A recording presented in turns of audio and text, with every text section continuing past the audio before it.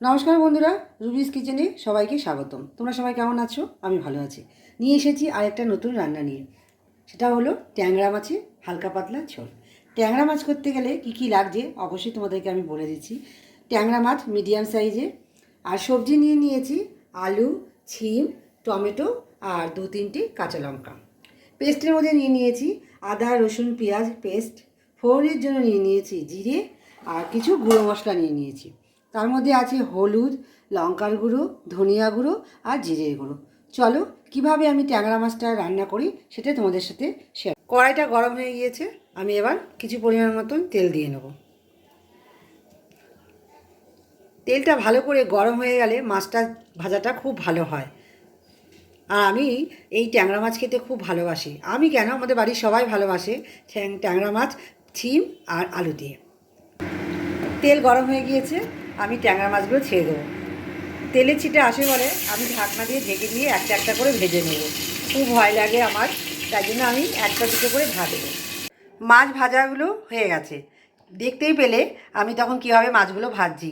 কারণ ট্যাংরা মাছ খুব ফাটে, সেই জন্য আমি ঢেকে ঢেকে মাছগুলো সব ভেজে নিয়েছি। পুরোটা তোমাদের আমি দেখাতে পারিনি। মাছ ভাজার তেলেই আমি অল্প আর একটু তেল দিয়ে নেব। তেল আমার গরম হয়ে গিয়েছে, এবারে প্রথমে আমি আলুগুলো ছেড়ে নেব। একটু ভাজা ভাজা হয়ে গেলে তারপর আমি ছিমগুলো দিয়ে নেব। দেখো আলুগুলো আমি হালকাভাবে ভেজে নেব। আলুগুলো আমার হালকা ভাজা হয়ে গেছে, এবার আমি একটু লবণ দিয়ে নেব যাতে আলুগুলো একটু তাড়াতাড়ি সিদ্ধ হয়। এবার আমি ছিমগুলো দিয়ে নেব। ছিমগুলো হালকা ভেজে নেব, নাহলে একটু কাঁচা কাঁচা লাগবে।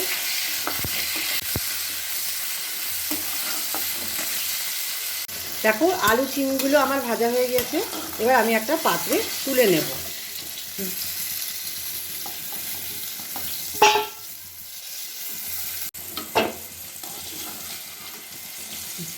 ছিম আলু ভাজা তুলে নিয়ে ওই তেলের মধ্যেই আমি জিরে ফোড়ন দিয়ে নেব। দেখো জিরে ফোড়ন দিয়ে নিলাম পরিমাণ মতন। এরপরে আমি টমেটোগুলো দিয়ে নেব। একটু ভেজে ভেজে নিয়ে তারপরে আদা, রসুন, পেঁয়াজ পেস্টটা দেবো। দেখো টমেটো ভাজাটা একটু হয়ে গেছে, এবার আমি আদা, রসুন, পেঁয়াজ পেস্টটা দিয়ে নেব।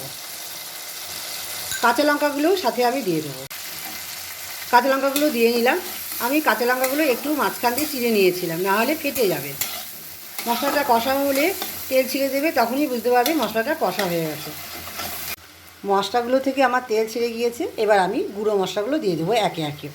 প্রথমে দেবো হলুদ পরিমাণ মতন, তারপরে দেবো হচ্ছে ধনিয়া গুঁড়ো, ধনিয়া পাউডার তাও পরিমাণ মতন, তারপর দিয়ে দেবো জিরের গুঁড়ো পরিমাণ মতন। এবার আমি লঙ্কার গুঁড়ো দিয়ে দেবো পরিমাণ মতন। আমরা একটু ঝাল খেতে বেশি ভালোবাসি, তাই আমরা একটু ঝালঝালি খাবো, তোমরা তোমাদের মতন ঝাল দিয়ে নেবে। এবার মশলাগুলো আমি কষিয়ে নিচ্ছি।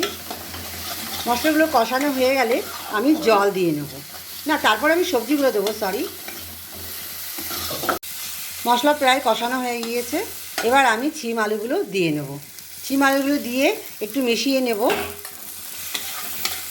দেখো কি সুন্দর লাগছে দেখতে। এরপরে আমি হালকা জল দিয়ে নেব। জল দিয়ে নেব পরিমাণ মতন। তারপরে আমি মিশিয়ে নিয়ে আমি ঢেকে দেব। আমি আরেকটু জল লাগবে, যেহেতু হালকা পাতলা ঝোল করব ট্যাংরা মাছের, সেই জন্য একটু জল বেশি দিয়ে নিয়েছি। এখন দেখো ঝোল ফুটে গেছে, আমি একটু ঢেকে দেবো। সিদ্ধ হওয়ার পর আমি আসছি। দেখো সবজিগুলো আমার সিদ্ধ হয়ে গেছে, এবার আমি একে একে মাছগুলো দিয়ে নেব। সবগুলো মাছ এভাবে আমি দিয়ে নেব, একটু ফুটিয়ে গেলে আমি নামিয়ে নেব। মাছগুলো দিয়ে আমি ফুটিয়ে নিয়েছি। ট্যাংরা মাছের হালকা পাতলা ঝোল আমার রেডি। এবার আমি নামিয়ে নেব। একটা বোলের মধ্যে ট্যাংরা মাছের হালকা পাতলা ঝোলটা আমি নামিয়ে নিচ্ছি। দেখো ট্যাংরা মাছের হালকা পাতলা ঝোল আমার একদম রেডি। তোমাদের যদি আমার এই ট্যাংরা মাছের ঝোলটি ভালো লেগে থাকে অবশ্যই লাইক, কমেন্ট, শেয়ার করবে। আর তোমরা যদি কমেন্ট না করো আমি বুঝতে পারছি না যে তোমরা কে কোথা থেকে দেখছো, আর কি করে বুঝবো যে আমার রান্নাটা তোমাদের ভালো লাগছে কি না। তো তো চলো বন্ধুরা, আমার চ্যানেলটি পাশে থাকার জন্য অবশ্যই তোমরা সাবস্ক্রাইব করো আর পাশে থাকা বেল আইকনটি অল করে দিও। এই কারণেই তোমাদেরকে বলছি, আমি যে রান্নার ভিডিওগুলো ছাড়ছি তোমাদের কাছে নোটিফিকেশনটা পৌঁছাবে না, সেই জন্যই তোমাদেরকে বারবার বলছি আমার চ্যানেলটি সাবস্ক্রাইব আর বেল আইকনটি অল করে দিও। চলো বন্ধুরা, আজকের মতন এই পর্যন্ত, টাটা।